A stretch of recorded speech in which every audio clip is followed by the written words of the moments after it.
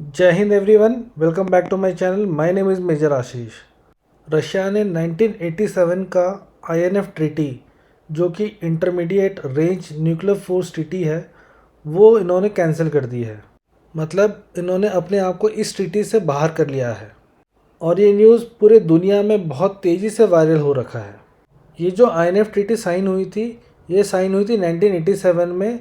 उस टाइम के जो सोवियत लीडर थे मिखाइल और यूएस के प्रेसिडेंट रोनाल्ड के बीच में। और ये ट्रीटी साइन करने का मेजर एम था कि जो कोल्ड वॉर के बाद जो भी एक आर्म रेस शुरू हो गई थी सारी कंट्रीज़ के बीच में, उसे रोकने के लिए ये ट्रीटी साइन किया था। इस ट्रीटी के अंदर कोई भी कंट्री अपने पास 500 से लेके 5500 किलोमीटर तक के जितने भी बैलिस्टिक्स और क्रूज़ मिसाइल्स हैं, वो अपने पास ना रख सकती है, ना उसको प्रोड्यूस कर सकती है और ना ही टेस्ट कर सकती है। और इसी ट्रीटी के अंदर ऑलमोस्ट 2600 मिसाइल्स, जो दोनों तरफ के मिसाइल्स है, उन्हें डिस्ट्रॉय किया गया। ये जो मिसाइल डिस्ट्रॉय हुए, उनमें न्यूक्लियर और कन्वेंशनल वॉर टाइप वाले मिसाइल्स भी थे। और ये जो ट्रीटी थी, ये सिर्फ ग्राउंड को कवर करती थी और ये एयर और सी को कवर नहीं करती थी। ये जो मैप है, ये उस टाइम का मैप है जब वहाँ पर मिसाइल्स डिप्लॉयड थे। तो जो ग्रीन में देख रहे हो आप, वो नेटो कंट्रीज़ का है और बाकी जो सोवियत यूनियन की तरफ वाले जो कंट्रीज़ थे वो वाले हैं जहाँ पर ये मिसाइल डिप्लॉयड थे। और आप ये जो एक्स प्रेसिडेंट थे डिमिट्री, इनका भी आप जो सोशल मीडिया का पोस्ट देख सकते हो, जिसमें इन्होंने कहा है कि जो नेटो कंट्रीज़ ने अपने मिसाइल के प्लेटफॉर्म बनाए हैं यूरोप, फिलीपींस और ऑस्ट्रेलिया में, वो रशिया के लिए डायरेक्ट थ्रेट हैं। और जो आपकी एंटी रशिया पॉलिसी है, उसकी वजह से भी हमने ये ट्रीटी विड्रॉ कर दी है। आपको मैं बड़े इंटरेस्टिंग और बड़े शॉर्ट वे में पूरी इसकी ट्रीटी की स्टोरी बता देता हूँ। जैसे कि 1987 में मैंने बता दिया था कि ये ट्रीटी साइन हुई थी और मई 1991 में जितने भी मिसाइल्स थे वो सारे डिस्ट्रॉय कर दिए थे। 2014 में यूएस ने रशिया के ऊपर इल्ज़ाम लगाया कि वो इस ट्रीटी का वायलेशन कर रहा है।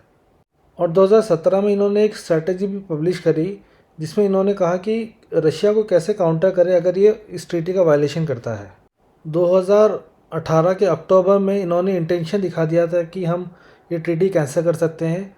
दिसंबर में ये डिक्लेयर करके भी बता दिया कि ये जो ट्रीटी है इसका काफ़ी ज़्यादा ब्रीच हो रहा है। और सबसे इंटरेस्टिंग फैक्ट ये है कि 2017 से 2019 के बीच में जब ये ट्रीटी विड्रॉ हुई, तब डोनाल्ड ट्रंप प्रेसिडेंट थे, और जब रशिया भी विड्रॉ कर रहा है तभी भी डोनाल्ड ट्रंप प्रेसिडेंट है। ये यूएस और रशिया के बीच का एक मिलिट्री कंपैरिजन है जो आप देख सकते हो, बट मोस्ट लाइकली इसमें से काफ़ी चीज़ें चेंज हो गई होगी, क्योंकि रशिया और यूक्रेन वॉर के बीच में काफ़ी सारे डैमेजेस हुए हैं जो कि इसमें मोस्ट लाइकली कैलकुलेटेड नहीं होंगे। और रशिया ने भी जो ये ट्रीटी विड्रॉ करी है, ये एग्जैक्टली 2 दिन बाद करी जब डोनाल्ड ट्रंप ने अपना स्टेटमेंट दिया था कि हमारे भी जो न्यूक्लियर सबमरीन्स हैं ये अपने डेजिग्नेटेड लोकेशन पे डिप्लॉयड हैं।